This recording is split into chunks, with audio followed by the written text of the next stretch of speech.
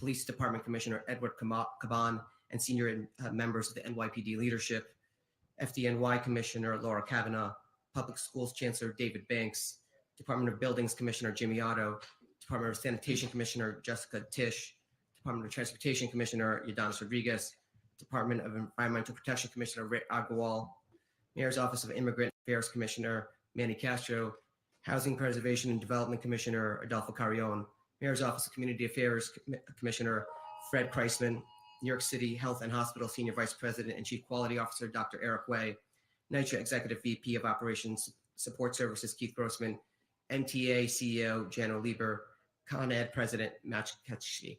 So first, I'd like to introduce Mayor Adams. Thanks so much, Dean Levy, and I'm sure there are many questions that need to be answered. All of us felt in some way or another the earthquake that hit our city around 10:23 a.m. We felt the impact of this 4.7 magnitude earthquake. The epicenter was in Lebanon, New Jersey, about 50 miles from New York City. And as you know, this is a developing situation where you're always concerned about aftershocks after an earthquake. But New Yorkers should go about their normal day. First responders are working to make sure the city's safe. And one thing we do so well in our city is bring together all of the agencies that are involved and our partners in other entities. Everything from the MTA to the Department of Buildings, the parents who are concerned about their school children. Chancellor Banks would be here to report on that. But we say over and over again, the safest place for our students, we believe, will continue to be in school. At this point, we do not have any reports of major impacts to our infrastructure or injuries. But of course, we're still assessing the situation and we'll continue to update the public. We're in touch with the White House, the governor's office, and local elected officials. And I encourage New Yorkers to check on their loved ones to make sure that they are fine, not only from the infrastructure damage, but this could be a traumatic moment for individuals going through an earthquake.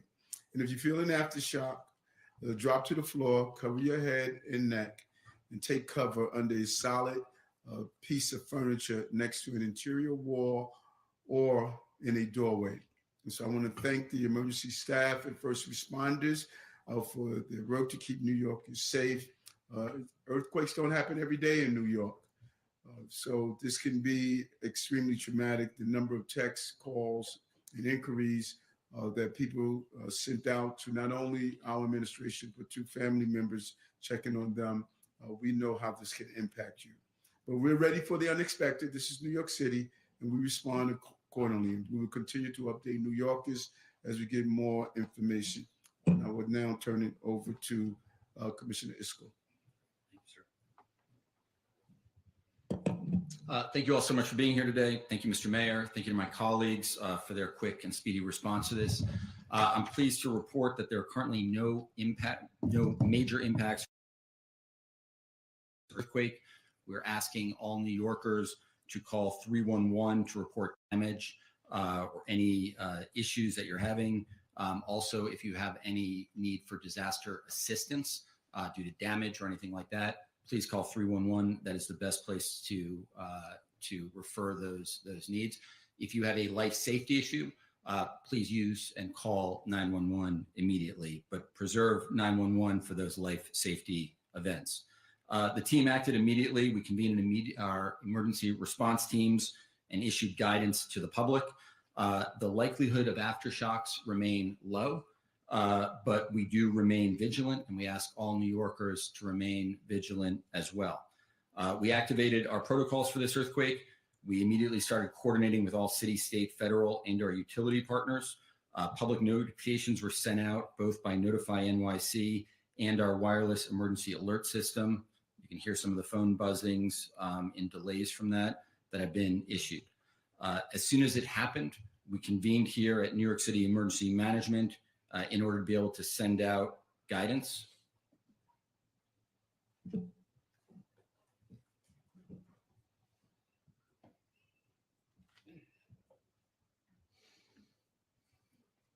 We activated, as soon as we convened here at NYSM to send out our guidance for what happens during an earthquake, including on the possibility of aftershocks. We contacted our city hall and agency commissioners, as well as all of our partners at the federal and state level.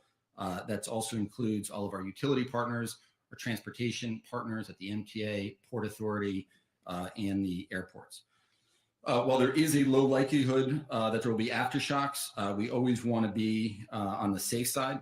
So if you are outside during an aftershock, please move to an open area away from buildings, trees, and power lines. If you are driving, pull over to a safe location. We're asking people to check in on their relatives, on their loved ones, neighbors, especially the children and their other individuals. I think that this is also an incredible time just to remind us all to make sure that we're prepared.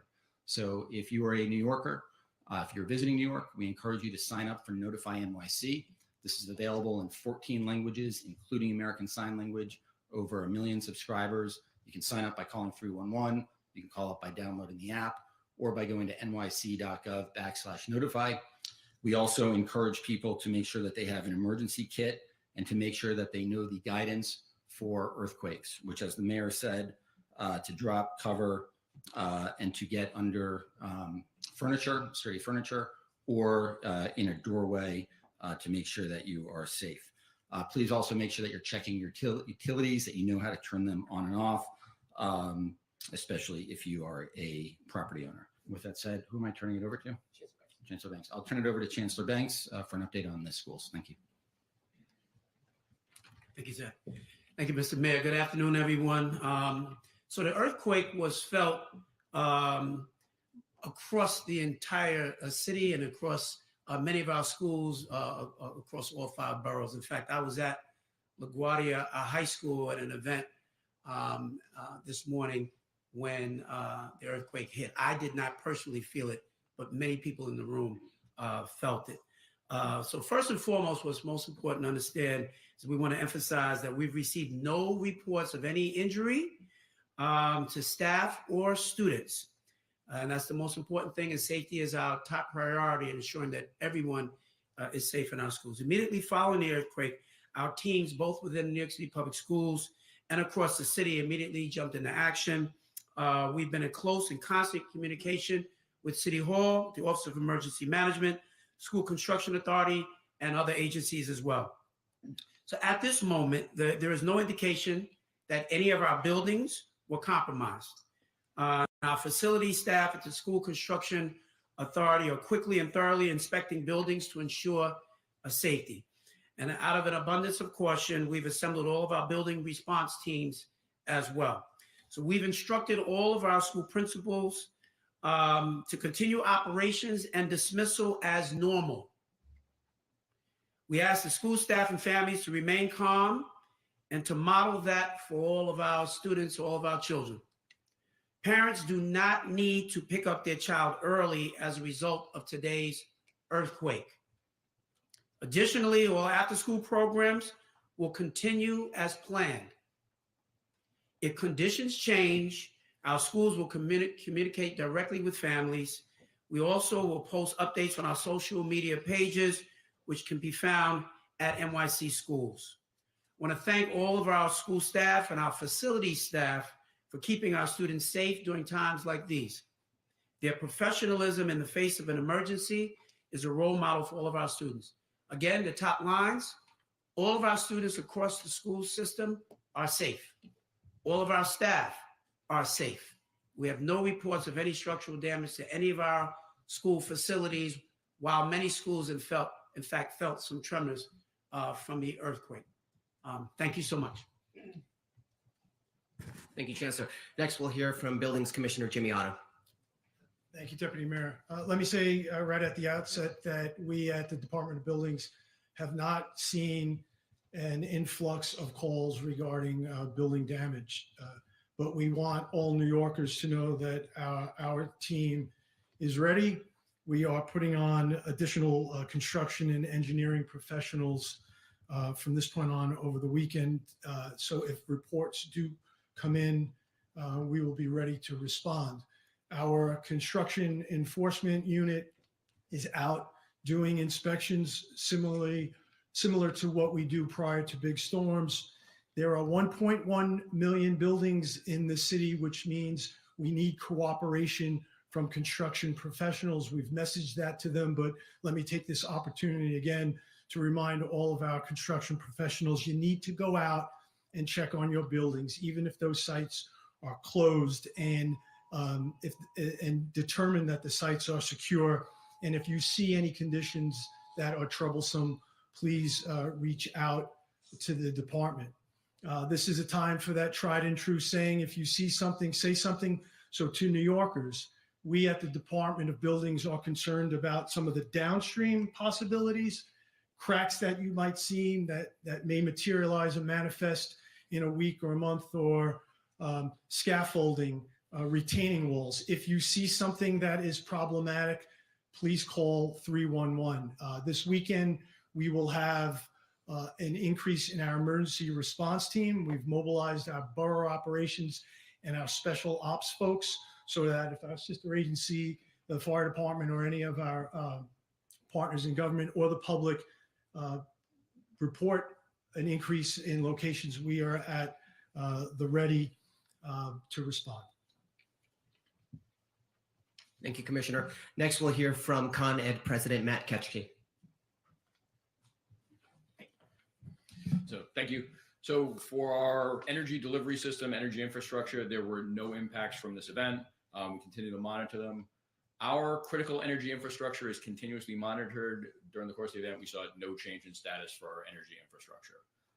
We do have a series of protocols for after another quake event. We have initiated those. Those involve inspecting our critical facilities and working through all our facilities for inspection. Those inspections are ongoing. We haven't identified any issues. In the case of an earthquake, one of the things that from the energy side we would be concerned about is the potential for gas leaks. So I encourage, if you smell gas, either call 911 or 1-800-75-CON-ED and report the gas leak. Do not assume that somebody else has reported. So if you smell gas, call us or call 911 immediately. Otherwise, we'll continue our inspections and all looks good. Thank you.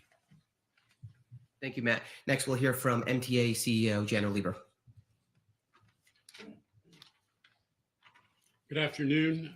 Thank you, Mayor Adams and Commissioner Iscol. I want to reassure New Yorkers that the service on the transit system, all aspects of the transit system, maintained continuously, operating safely throughout the incident, and has continued right to now. I've been in touch with the president of all the MTA agencies, starting with Bridges and Tunnels. Kathy Sheridan, the president of MTA Bridges and Tunnels, is here, but also New York City Transit, Long Island Railroad, and Metro North.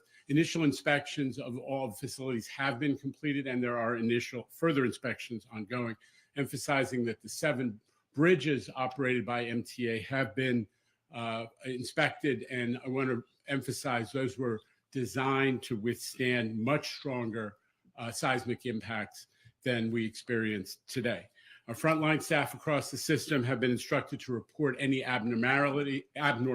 There have been none so far flagged.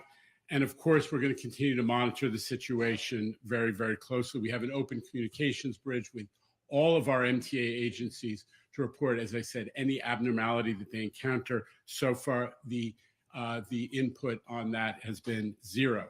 We're going to let riders know if there are any impacts to service, but there are none. Just as the Chancellor said, the school system is operating fully. So is the MTA transit system without disruptions caused by the earthquake. I want to thank Mayor Adams, your entire team, and also Governor Hochul, with whom I've been in touch, for their leadership throughout this challenging moment for the city and the region. Thank you. Thank you very much.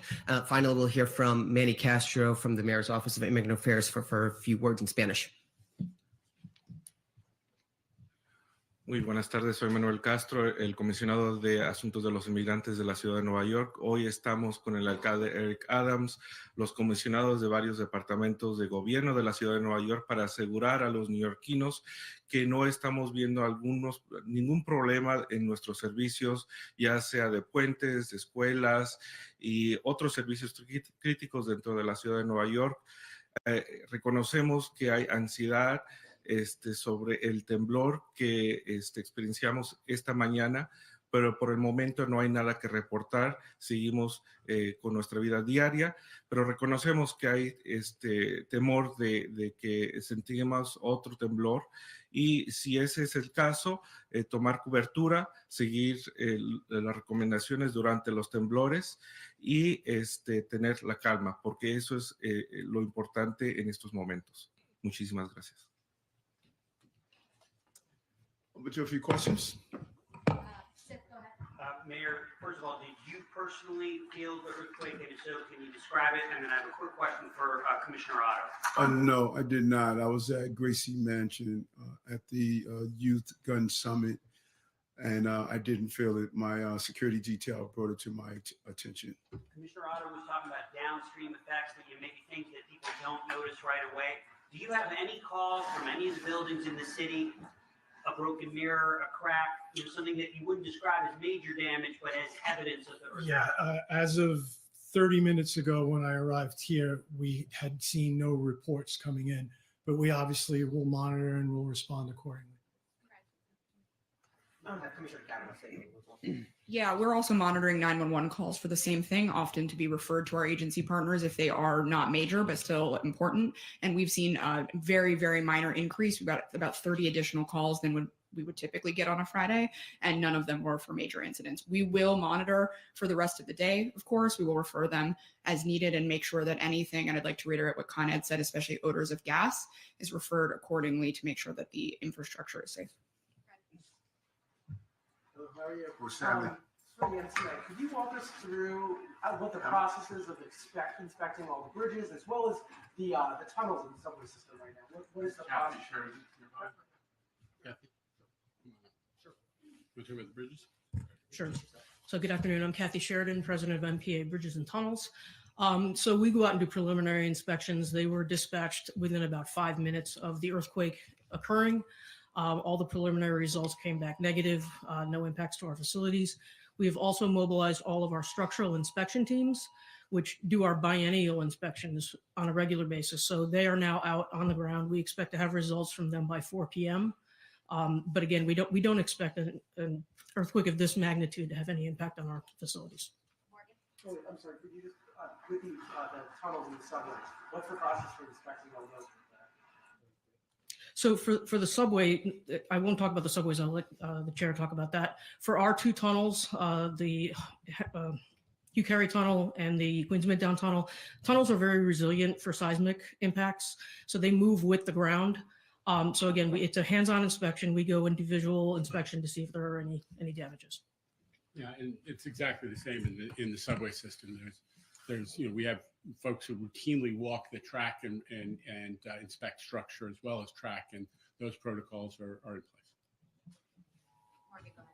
Oh, for the emergency management commissioner, the Notify NYC alert went out about 20 minutes, a little bit more after the earthquake. The deputy mayor was tweeting, the governor was tweeting at that point. So I guess why did that go out so much later than the actual earthquake? The notify message? Yeah. I think 20 minutes time to target is pretty fast for public notification. First off, there's a lot of work we have to do to make sure we're getting confirmation from USGS that this was actually an earthquake, right? There's a lot of things that can cause buildings to shake. Two, we also need to make sure we're putting out the proper guidance. But 20 minutes is very, very fast for a public notification. USGS actually tweeted about 5 minutes after it happened, though. So again, where's that 15 minutes? Well, in addition to that, they are confirming that there is a earthquake. Then there is also making sure that we're updating the guidance, right? In addition to that, with Notify, as you know, we put this out in 14 languages, including American Sign Language. So then to the mayor and the governor. Thank you. Zach, maybe it would be helpful to say also there's a difference between during an earthquake and after an earthquake. Yeah, so there's also guidance that's different for both during an earthquake and after an earthquake, right? So during an earthquake, we want to make sure people are following the proper guidance, that they are staying inside a building, that they're getting under furniture while the earthquake is actually occurring. But then also we need to make sure we're putting out the right information so people know what to do afterwards, that they're taking the right precautions. You've heard some of that from our partners at Con Ed about gas leaks, about what to do if there are aftershocks, about whether or not you are informing people that they should be going about their normal course of business, or whether or not there is a high likelihood of aftershocks, right? So all of that needs to be confirmed to make sure we're getting the right information out to the public. That takes a little bit of time. But I think our team did a remarkable job today in getting it out to the public. Commissioner, could you walk us through what the city's protocol is when you are suspecting an earthquake? What exactly happens? Well, this is a no notice event, right? So there's no suspecting an earthquake. A no notice event, unlike a weather event. What do you launch into once you say, hey, we think this is what? Yeah. So the first thing in any type of emergency, whether it's a notice or no notice event, no notice one being, an explosion, an act of terrorism, a mass shooting, something that was not forecasted, unlike a weather event. But in these cases, the number one thing that you're looking at is, are there concerns that are life safety concerns, right? Are we getting an overwhelming number of 911 calls? Is the fire department, do we have collapsed buildings? Is there an emergency response that we need to immediately respond to? Number two is then checking in with all of our partners across the city to make sure that there are no cascading impacts that we also need to address. Are there things that, while there might not be life safety events, are there issues to our utilities? Are there issues to our transportation networks? About our schools? That was one of the number one concerns, about making sure that everything is okay with our kids who are in schools today. Then the next piece of that is also, at the same time, getting information out to the public, making sure that it is the right guidance, given the circumstances, given the projections for what might come next. All of that is what the team is doing here, and coordinating with all the incredible partners that you see behind us.